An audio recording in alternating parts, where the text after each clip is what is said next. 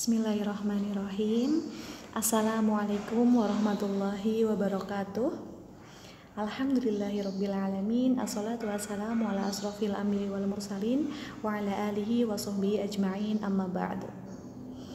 Kaifa halukunna? Ya, mudah-mudahan kalian dalam keadaan sehat walafiat dan senantiasa dalam lindungan Allah Subhanahu wa taala. Di sini Ustazah Friska akan membersamai kalian dalam mata pelajaran PAI, yakni ada fikih, hadis, tarikh, ya, bahasa Arab dan akidah.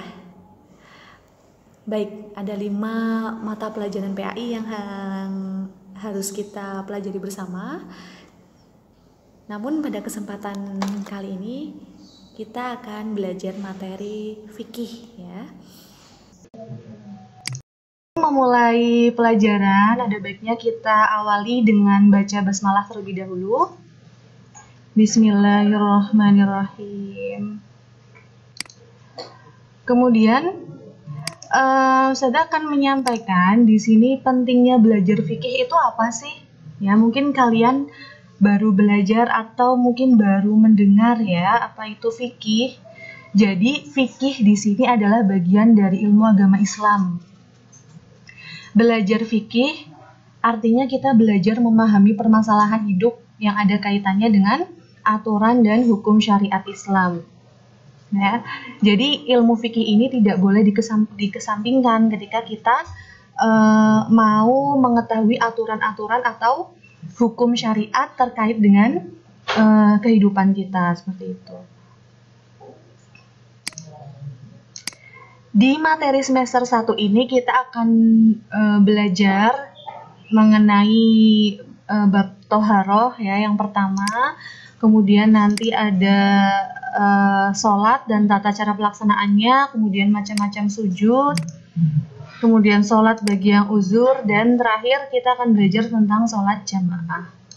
Ya, masuk pada pembelajaran yang pertama ini tentang toharoh ya. Apa itu toharoh? Jadi secara bahasa, toharoh itu artinya adalah bersih atau suci. Sedangkan secara syariat, toharoh ini artinya suci dari hadas dan najis. Apa itu hadas dan apa itu najis, kita akan belajar bersama terkait ini. Ya, yang selanjutnya kita harus tahu dulu nih, dasar diwajibkannya toharoh itu apa sih? Allah berfirman dalam surat Al-Mudaththir ayat 4. A'udzubillahi minasyaitonirrajim. Wathiyabaka fatahhir, dan pakaianmu bersihkanlah. Ya, selanjutnya ada di Quran surat Al-Baqarah ayat 222. Wala taqrabuhunna hatta yathurn. Janganlah kalian mendekati istrimu yang sedang haid sampai mereka suci.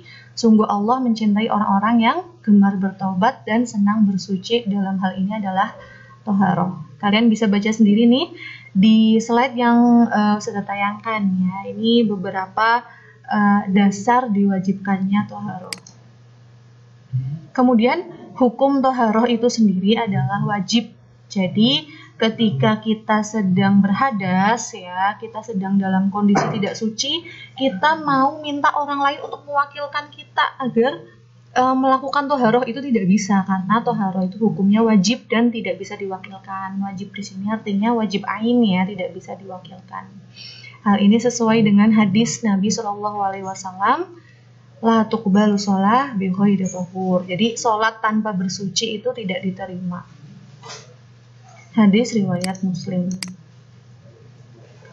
Kemudian apa saja sih benda-benda yang bisa dipakai untuk kita bersuci? Ya, yang pertama air yang suci, bisa air sumur, air hujan, air laut, itu bisa digunakan untuk bersuci. Kemudian debu itu untuk pengganti apabila tidak ada air, bisa kita menggunakan debu ya untuk tayamum. Dalam hal ini tayamum juga termasuk salah satu bagian dari toharoh.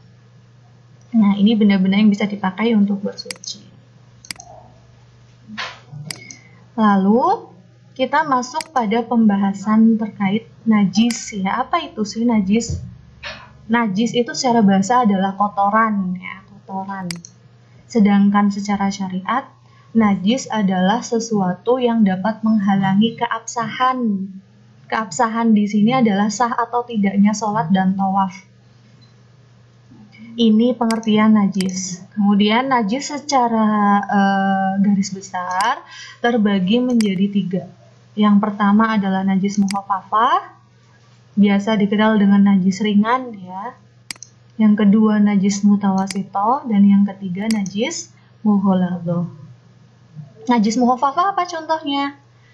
Najis mukhafafah contohnya saja di sini adalah kencingnya bayi yang belum makan apapun kecuali ASI. Nah, ini termasuk najis mukhafafah. Nanti kita belajar bagaimana cara menyucikan dari najis mukhafafah ini.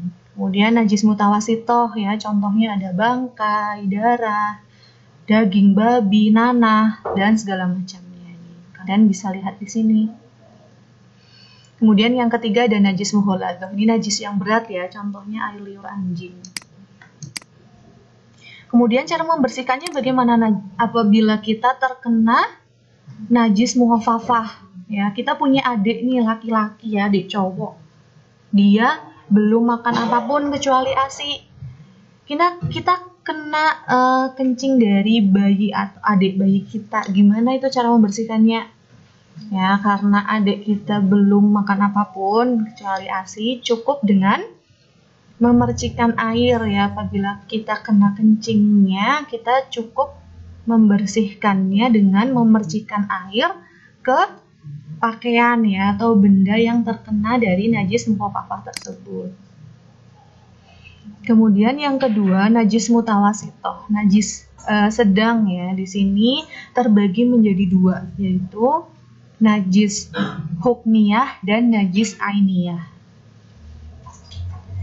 Apa itu najis hukmiyah? Ya, najis hukmiyah ini adalah najis yang diyakini adanya tetapi tidak nyata zat, bau, rasa, dan warnanya. Jadi kita yakin tuh di situ ada najis tapi sudah tidak terlihat lagi gitu ya. Contohnya apa? Air kencing yang sudah lama mengering. Nah, gimana cara membersihkannya? Cukup dengan mengalirkan air di atas benda yang terkena najis tersebut.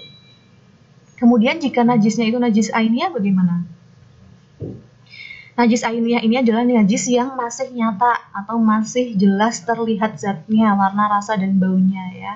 Jadi cara membersihkannya kita harus mencuci bersih dengan cara membasuh sampai tuntas ya, sampai bersih, sampai tidak terlihat lagi najis atau kotorannya, sampai tidak terasa baunya. Nah, itu harus sampai dibasuh untuk membersihkan najis ainiyah tersebut. Yang terakhir najis mughalladhah. Najis mughalladhah ini cara membersihkannya dengan membasuh 7 kali basuhan ya. Yang pertama bisa dicampurkan dengan debu. Ini jika kita atau ada benda yang terkena air liur anjing, bisa dibasuh 7 kali basuhan, dan yang pertama disertai debu. Seperti itu.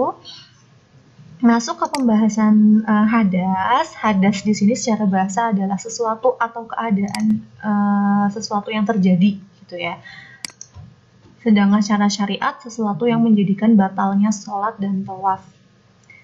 Jadi hadas di sini tadi perbedaannya sama najis itu apa? Ketika najis itu adalah kotorannya, sedangkan hadas adalah keadaannya ya, suatu keadaan yang menjadikan seseorang dalam keadaan tidak suci.